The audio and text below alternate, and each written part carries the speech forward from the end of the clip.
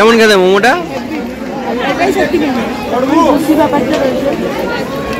কত করে দিয়েছে?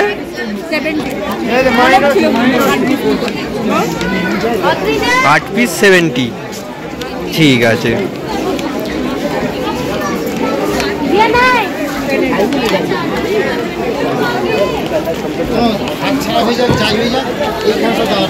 এটা কি বস্তু?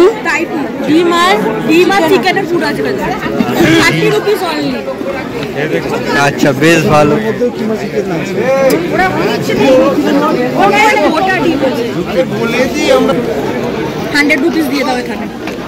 দিয়ে দিচ্ছি।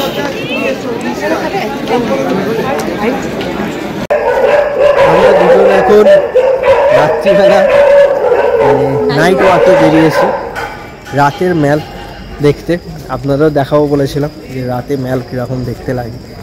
তো এই বার হয়েছি, এই যে এটা হচ্ছে রাতের ম্যাল আমাদের গ্যাংটকের। এবার আমরা হোটেলে ঢুকে যাবো, নাহলে হোটেল আবার বন্ধ করে দেবে।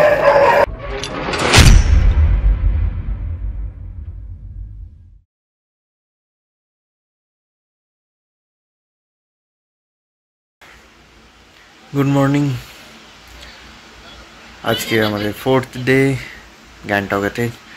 তো গুড মর্নিং আর বলেও লাভ নেই, কারণ এখন অনেক বেলা হয়ে গেছে, 9:14 প্রায় বেজে গেছে। আজকে বেলা করে ঘুম থেকে উঠেছি। আজকে সেরকম কোনো প্ল্যান নেই, মানে আজকে আমি রেস্টের জন্য রেখেছি ডেটা। আর আজকে একটাই জায়গা যাব, শুধু এমজি মার্গে উঠবো। উঠে ওখান থেকে দেখছি গাড়ি করে বা হেঁটে যাই হোক 10-15 মিনিটের দূরত্ব যে সিটি যে রোপওয়েটা আছে গ্যাংটকের, ওটা চড়তে যাবো আজকে। তো ওটা যাব আর এমজি মার্কে ঘুরে বেড়াবো, কিছু কেনাকাটা করব, আপনাদের মার্কেটটাও দেখাবো আজকে যে মার্কেটটা কেমন, কোন মার্কেট থেকে কিনলে আপনারা ঠিকঠাকভাবে জিনিস পাবেন, মানে মোটামুটি রিজনেবল প্রাইসে পাবেন, আর কোথায় কীরকম দাম যাচ্ছে জিনিসপত্রে এইসবগুলো দেখাবো। চন্দনে উঠে গেছে, আপাতত স্নান করতে গেছে। পূজা সৌরভ উঠেছে কিনা জানি না, মনে হয় উঠে গেছে ওরা। এবার নিচে নেমে ব্রেকফাস্ট করতে হবে, আমিও স্নানে যাবো, স্নান ফান করে একেবারে বেরোবো ভাবছি। তো মোটামুটি আমাদের ট্রিপ প্রায় শেষ হতে চললো, কালকে বার হয়ে যাব এখান থেকে। আমাদের এই ভিডিওগুলো যেরকম আমি দিই ভাগ ভাগ করেই থাকবে। তো তারপরে একটা পুরো কম্বাইন্ড ভিডিও থাকবে। ভাগ ভাগ করে যে ভিডিওটা থাকবে তাতেও আমাদের বাজেট বলা থাকবে, আর কম্বাইন্ড করে যে ভিডিওটা থাকবে তাতে তো পুরো বাজেটটাই পুরোপুরি দেওয়া থাকবে যে টোটাল ট্রিপে আমাদের কত টাকা খরচা হয়েছে।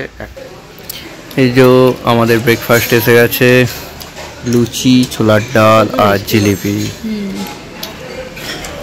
পূজারা খাচ্ছে, আমরাও খেতে স্টার্ট করব। এটা হচ্ছে আমাদের আজকে কত 4 নম্বর দিন, না 4 নম্বর দিনের ব্রেকফাস্ট। রোপওয়ে চলে এসেছি, খালি জিজ্ঞাসা হচ্ছে অফিস কোথায়।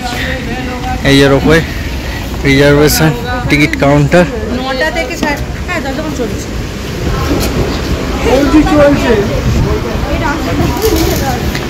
রোপওয়ের টাইমিং কোনটা দিয়ে যাবো?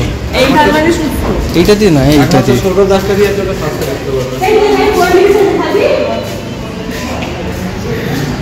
এই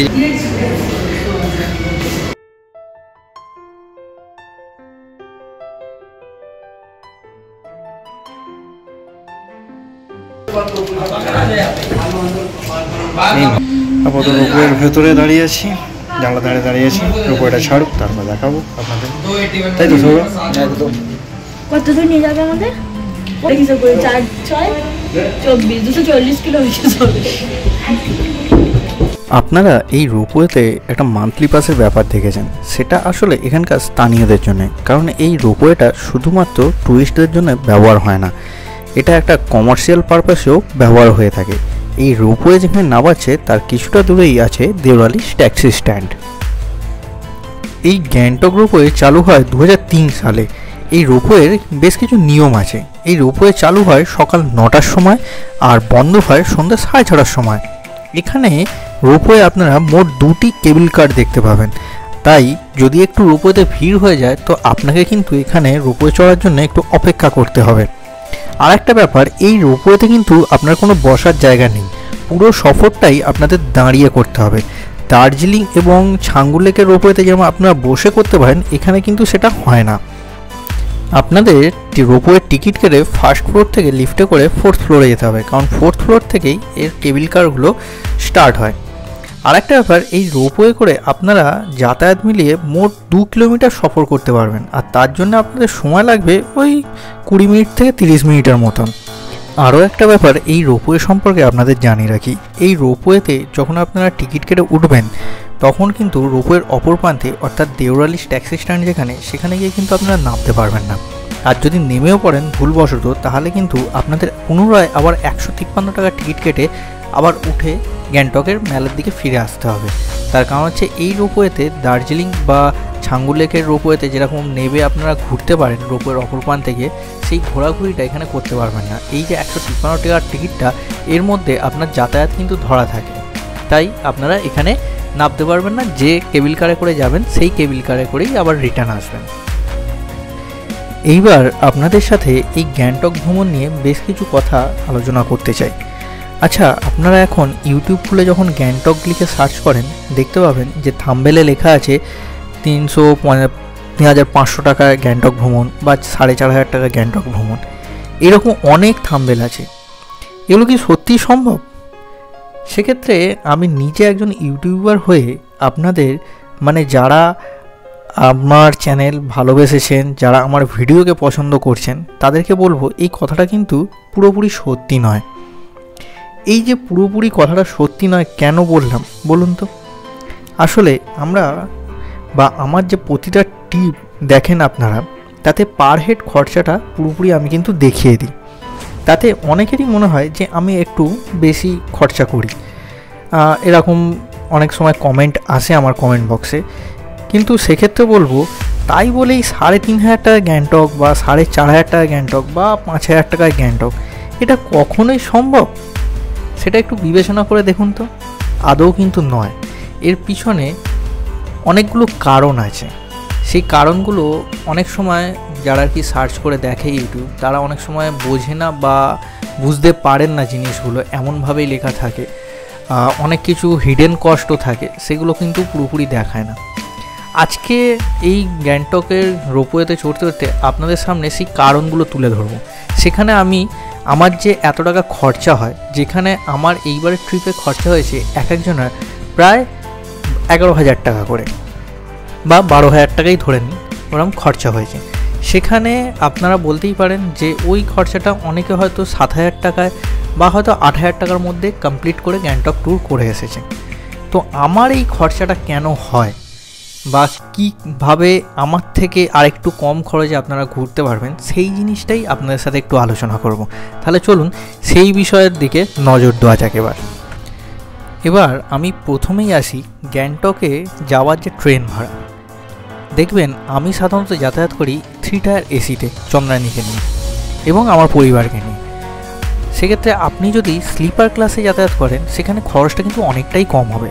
প্রায় হয়তো আপনার যাতায়াতের খরচা স্লিপার ক্লাসে সেখানে এসি 3 টায়ারের একদিকের ভাড়া সমান হয়ে যায়। তো সেখানে আপনার অনেক টাকা খরচা কম হলো। এবার আমার সবসময় দেখবেন যে দার্জিলিংয়ের ক্ষেত্রে দেখবেন প্যাকেজ পুরো ধরা ছিল, আমার গাড়ি বুক করা ছিল NGP টু NGP।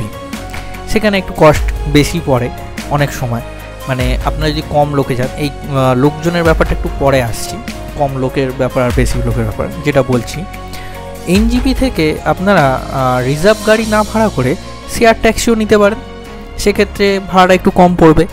আর যদি আরও ভাড়া কমাতে চান, তাহলে সবথেকে ভালো হয় MGP থেকে আপনার যে সরকারি বাসগুলো ছাড়ে, NGP থেকে না, ওটা জাংশন মল থেকে ছাড়ে।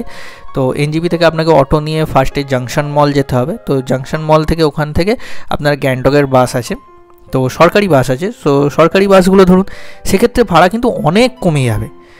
যেখানে ধরুন আমার একজনের গাড়ি ভাড়া পড়েছে গ্যাংটকে প্রায় 2,000 টাকা করে, গ্যাংটক পৌঁছতে, সেখানে আপনার সরকারি বাসে ভাড়া পড়বে খুব বেশি হলে 300 টাকা, এর বেশি নয়। তাহলে তফাৎটা বুঝতে পারছেন কোথায় নেমে যাচ্ছে। তারপরে আসি হোটেলে। আমি কিন্তু গ্যাংটকে বা দার্জিলিংয়ে যেখানেই হোটেলে থাকি, হোটেলগুলো কিন্তু নয় ম্যালেতে নয় ম্যাল থেকে একদম কাছে। তো গ্যাংটকে যে হোটেলটা দেখছেন এখন যেটায় আছি, তো এটাতে হচ্ছে আপনার একদম ম্যালেতে গ্যাংটকে। তো এখানে স্বভাবতই যে হোটেলগুলো ম্যালের উপরে একদম থাকে, তো সেগুলোর ভাড়া হচ্ছে অনেকটাই বেশি হয় থাকা খাওয়া মিলিয়ে। আর সেক্ষেত্রে আপনারা যদি ম্যাল থেকে একটু দূরে নেন হোটেলগুলো, তাহলে দেখবেন হোটেল ভাড়া অনেকটাই কম হয়ে যাচ্ছে। তো এখানে গেল হোটেল ভাড়াটা। এবার আসি সাইট সিনের ক্ষেত্রে। সাইট সিনের ক্ষেত্রেও কিন্তু সেম জিনিস, এনজিবির মতন। সাইট সিনেও যদি আপনি শেয়ার গাড়িতে যান, তাহলে কিন্তু আপনার মাথা পিছু ওই ধরুন 500 থেকে 600 টাকার ভেতরে, বা খুব বেশি হলে 1000 টাকার মধ্যেই আপনার ওই নাথুলা পাস, বাবা ধাম মন্দির, তারপর হচ্ছে ছাঙ্গু লেক, এগুলো ঘোরা হয়ে যাবে। আর যেটা হচ্ছে আপনার গ্যাংটকের হচ্ছে লোকাল সাইট সিন, ওটা তো আপনার 500 টাকার ভেতরেই হয়ে যাবে। তো সেখানেও দেখুন অনেক কম হয়ে যাচ্ছে। রাইড শেষ হয়ে গেল, এলাম আর এলাম। তবে একটা জিনিস জানতে পারলাম ভালো মতন, যে দেওয়ালির কাছাকাছি গিয়ে নেওয়া যাবে, সেটা কমার্শিয়ালভাবে ইউজ মান্থলি পাস দিয়ে। এইবার আসি লোকজনের ব্যাপারটা, যেটা আপনার প্রথমেই বললাম এনজিবি থেকে গাড়ির ব্যাপারটা। দার্জিলিংয়ের ক্ষেত্রে বলি, দার্জিলিংয়ে কিন্তু আমাদের 1 সপ্তাহের বেশি ট্যুর ছিল, সেখানে আমাদের এক একজনের খরচা ছিল 8000 টাকা করে। কিন্তু সেক্ষেত্রে গ্যাংটকের ক্ষেত্রে আমাদের খরচাটা কিন্তু অনেকটাই বেড়ে গেছে। তার কারণ কি জানেন, গ্যাংটকে আমরা মোটে 4 জন গিয়েছিলাম, আর দার্জিলিংয়ে ছিল আমাদের 14 জন, মানে 2খানা সুমো গাড়ি। এবার আপনি যখনই লোক সংখ্যা বাড়াবেন, এখানে গাড়ির যে কস্টিংটা, সেই কস্টিংটা কিন্তু আস্তে আস্তে কমতে থাকবে। আমার একটা গাড়িতে তার মানে 7 জন করে ঢুকছে। এবার একটা গাড়ি যদি আপনার দার্জিলিং পৌঁছতে 5000 টাকা নেয়, এবার সেটাকে ডিভাইডেড করুন 7 দিয়ে, অনেক কম হয়ে যাচ্ছে। তো সেক্ষেত্রে বলবো, আপনারা পাহাড়ে যখন আসবেন না, একটা গ্রুপ করে আসবেন, মানে চেষ্টা করবেন। কারণ আবার অনেকের তো নাও থাকতে পারে, কেউ এই আমাদের মতন 4 জন হয়তো গেলেন বা 2 জন গেলেন, এরকম হতেই পারে, কিছু করার নেই। তো সেক্ষেত্রে আপনার কস্টিং বেশি পড়বেই যদি রিজার্ভ গাড়িতে যান, তাহলে কিছু করার থাকছে না।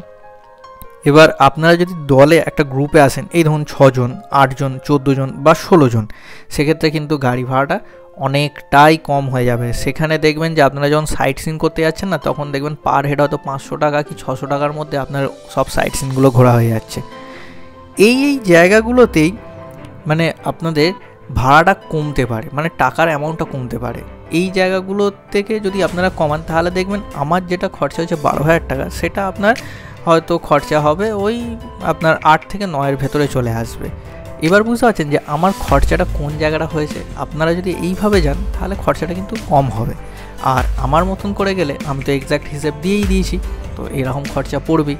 সেক্ষেত্রে বলবো যে তাই জন্যেই যারা আর কি আমার ভিডিও পছন্দ করছেন, আমাকে সাপোর্ট করছেন এগিয়ে যাওয়ার জন্য, তাদের ক্ষেত্রে আমি বলবো যে দেখুন, আপনারা আগে ভালো করে জিনিসগুলো বিচার বিবেচনা করুন যে আদৌ কি ওই টাকায় সম্ভব, তারপরে আপনারা আসুন।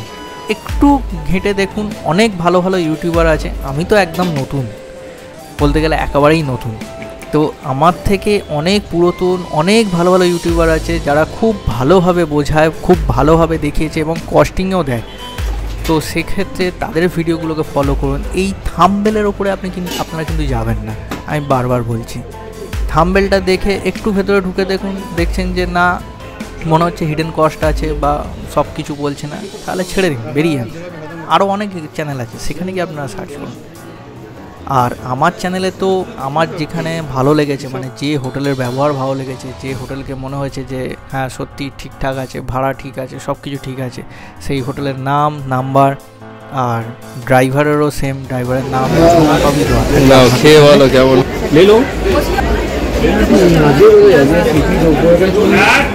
চলো কেমন, ভালো তাই তো। ভালো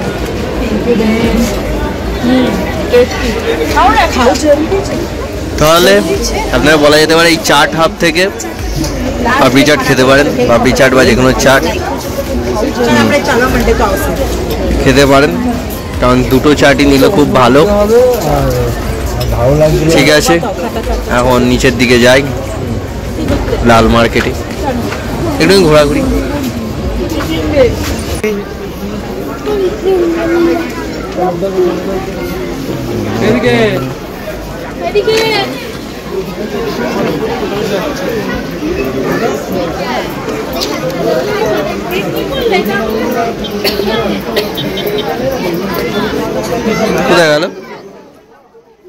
মার্কেটিং করতে করতে এবার একটু 14 দিনের খরচাটা দেখে নেওয়া যাক। হোটেল রেন্ট আমাদের 14 দিনে পড়েছিল 1,500 টাকা পার হেড। রোপওয়ের টিকিট ছিল 153 টাকা করে, আর আদার কস্ট হিসেবে রেখেছি 200 টাকা। তাহলে 14 দিনে আমাদের মোট খরচা হচ্ছে 1853 টাকা।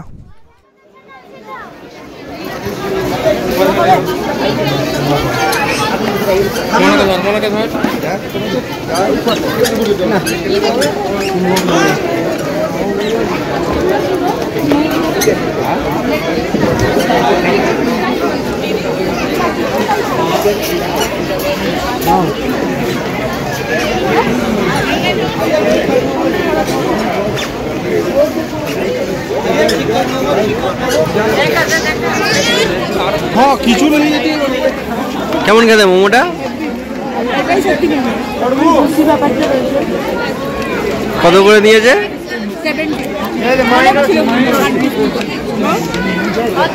8 পিস 70। ঠিক আছে।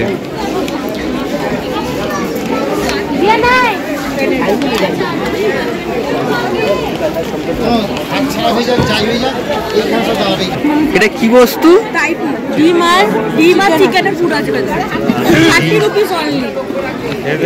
আচ্ছা, বেশ ভালো।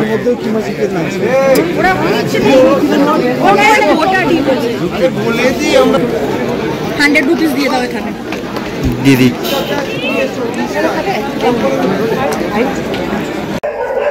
আমরা দুজন এখন রাত্রিবেলা মানে নাইট ওয়াকে বেরিয়েছি রাতের ম্যাল দেখতে। আপনারাও দেখাবো বলেছিলাম যে রাতে ম্যাল কীরকম দেখতে লাগে, তো এই বার হয়েছি। এই যে এটা হচ্ছে রাতের ম্যাল আমাদের গ্যাংটকের। এবার আমরা হোটেলে ঢুকে যাবো, নাহলে হোটেল আবার বন্ধ করে দেবে। বলে এসেছি কিছুক্ষণের জন্য একটুখানি খোলা রাখতে, আমরা জাস্ট গিয়ে ঘুরে আর চলে আসবো।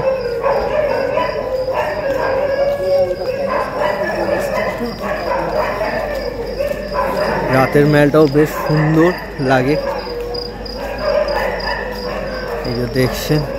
চলুন, আজকে আমাদের এই শেষ রাত গ্যাংটকে। আশা করি আপনাদের ভিডিওটা ভালো লাগবে।